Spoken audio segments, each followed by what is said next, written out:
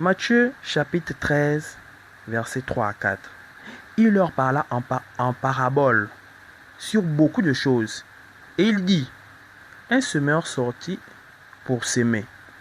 Comme il s'aimait, une partie de la semence tomba le long du chemin. Les oiseaux vinrent et la mangèrent. Donc ça commence là. Ça commence là. Ça commence là. Donc il va donner la parabole. Beaucoup ne vont pas comprendre. Nous sommes dans le verset 17-18. Le Christ parle.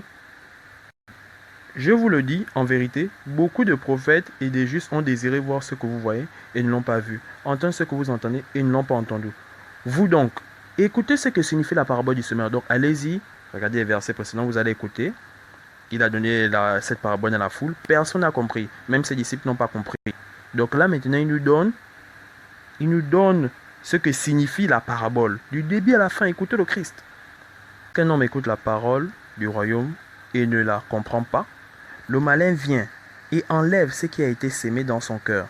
Cet homme est celui qui a reçu la semence le long du chemin. Donc regardez comment le Christ explique ça de manière simple. Allez-y regarder. Continuons au verset 20-21. Celui qui a reçu la semence dans un endroit pierreux, c'est celui qui entend la parole et la reçoit aussitôt avec joie. Mais il n'a pas de racine en lui-même. Il manque de persistance. Et dès que survient une tribulation ou une persécution à cause de la parole, il y trouve une occasion de chute. Donc là, il s'agit de la semence tombée dans les endroits pierreux. Le Christ l'a bien symbolisé.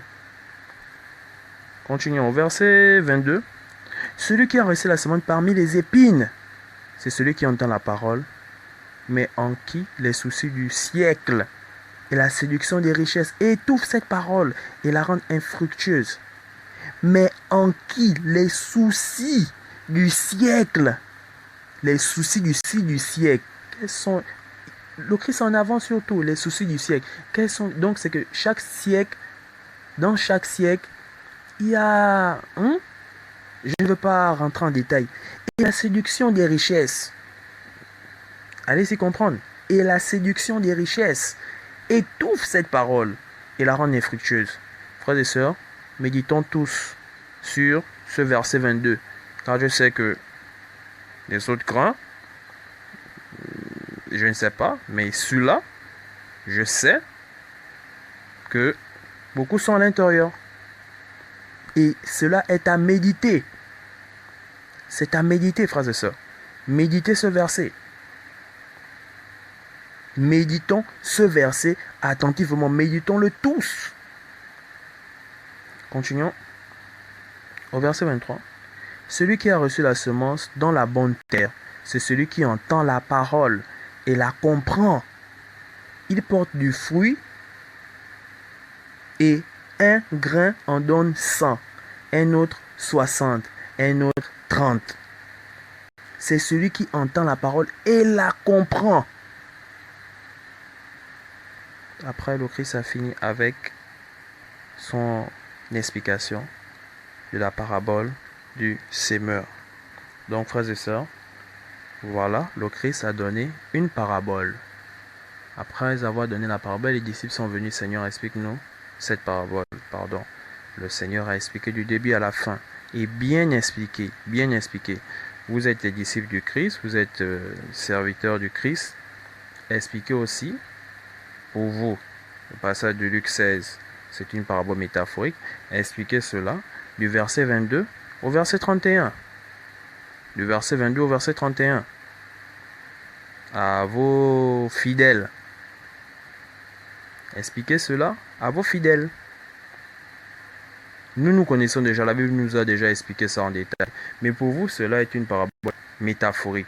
Donc, expliquez cela à vos fidèles.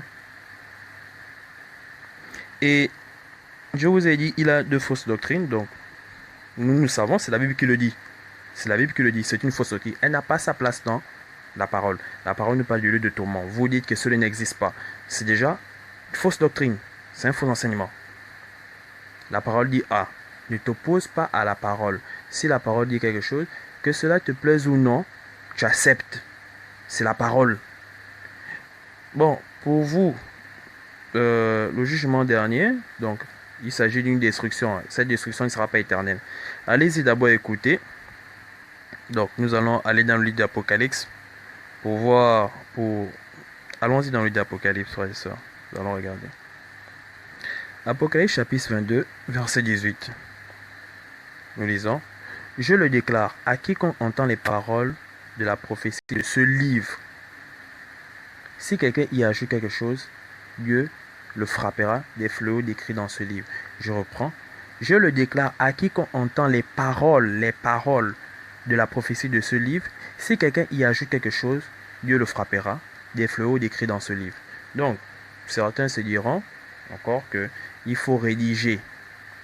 Il faudra, si on a dit destruction éternelle, nous on n'a pas modifié le mot, hein. On a accepté de lire destruction éternelle, mais on a dit que c'est une destruction simple, elle n'est pas éternelle. Donc c'est écrit destruction éternelle. Certains diront non, mais ils ont dit celui qui ajoute, donc c'est qu'il faut écrire. Allez-y, réfléchissez sur ça, frères et sœurs. C'est pour votre bien. Donc regardez déjà comment la parole. Lisons, c'est la parole qui parle. La parole est là. Certains se diront non, on a vu, c'était écrit destruction éternelle, mais on n'a pas enlevé éternel, mais on a seulement expliqué aux gens que cette destruction ne sera pas éternelle. Donc, on n'a pas enfreint cette loi. Donc, la loi qui pèse sur ce livre. Vous êtes allé prendre dans le livre d'Apocalypse. Non, c'est écrit destruction éternelle. Donc, si vous croyez que si cette destruction n'était pas éternelle, ils n'auraient pas mis destruction éphémère ou destruction tout court. Ils ont mis éternel pour faire beau, quoi. En fait, ils ont mis éternel là pour faire beau. Mais vous avez la révélation. Pour vous, elle n'est pas éternelle, elle est systématique. Regardons notre verset. Verset 19. Et si quelqu'un retranche, agit chercher la définition de ce mot. Donc, allez-y chercher la définition de ce mot. Retranche quelque chose des paroles ici, Dieu retranchera sa part de l'arbre de la vie et de la ville sainte décrit dans ce livre. Et si quelqu'un retranche quelque chose des paroles du livre de cette prophétie, Dieu retranchera sa part de l'arbre de la vie et de la ville sainte décrit dans ce livre. Donc, frères et sœurs, si vous vous dites qu'il suffit de réécrire ce livre en retranchant les Écritures, vous êtes déjà à côté. Allez-y bien méditer sur cela. Donc, lorsque l'Écriture dit destruction éternelle, c'est destruction éternelle. Lorsque, oh non, on a lu destruction éternelle, mais réellement, ça veut dire destruction tout court. Vous êtes déjà, frères et sœurs, vous êtes déjà en train de retrancher. Non, on n'a pas enlevé destruction éternelle, on n'a pas enlevé éternelle, on a dit destruction éternelle, mais quand on analyse bien, la destruction, elle est systématique. Et là, vous êtes en train de faire quoi? Si cette destruction n'était pas éternelle, on ne devait pas mettre éternelle. On ne met pas destruction éphémère. Bon, maintenant, vous êtes des grands philosophes, malgré tout ce qui est écrit, malgré tous ces avertissements, vous osez continuer dans cette voie. Frères et sœurs, ayez une foi responsable. Lisez vous-même les Écritures. Ayez une lecture personnelle de la Bible. Donc, je ne vous dis pas, si vos prédicateurs vous donnent, une lecture biblique, voilà, on doit lire tel passage, je ne vous dis pas de ne pas lire. Ayez une lecture personnelle. Donc, c'est que vous-même vous fixez, non, je vais lire, voilà, ça. Vous-même vous décidez, c'est la Bible. Tout chrétien, un chrétien qui ne lit pas la Bible, moi, je ne sais pas comment on va l'appeler. Je ne sais pas. C'est le seul conseil que je vous donne. Lisez les Écritures. Lisez les Écritures. C'est grâce aux Écritures que beaucoup sauront que cela est une fausse doctrine. Cela n'est pas une fausse doctrine. C'est grâce aux Écritures que beaucoup sauront que celui-là, c'est un faux prophète. Cela n'est pas un faux prophète. C'est grâce aux Écritures que beaucoup sauront que voilà, le message du lieu de tourment là, c'est un vrai message. Celui-là n'est pas un vrai message. Donc, frères et sœurs, vous avez lu. Et si quelqu'un retranche quelque chose des paroles du livre de cette prophétie, Dieu retranchera sa part de l'arbre de la vie et de la ville sainte décrit dans ce livre. Donc, s'agissant de votre lieu de tourment, je dis un lieu de tourment, destruction éternelle. Donc, pour vous, cette destruction n'est pas éternelle. Pour vous, cette discussion est systématique. C'est déjà retranché cette parole, frères et sœurs. Je vous l'ai dit de manière claire. Et demandez au Seigneur de vous ouvrir les yeux, de vous donner la force, de lire les Écritures. Frères et sœurs, ayez une foi responsable. Donc nous avons fini.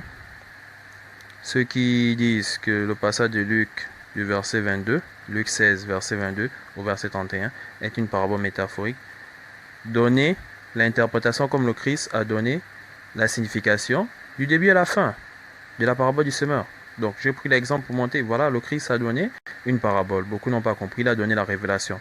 Bon, maintenant, pour vous, Luc 16 du verset 22 au verset 31 est une parabole métaphorique. Donnez la signification de toute cette parabole. Nous nous arrêtons pour cette vidéo. Père, grâce à vous, dans le nom de Saint Jésus-Christ.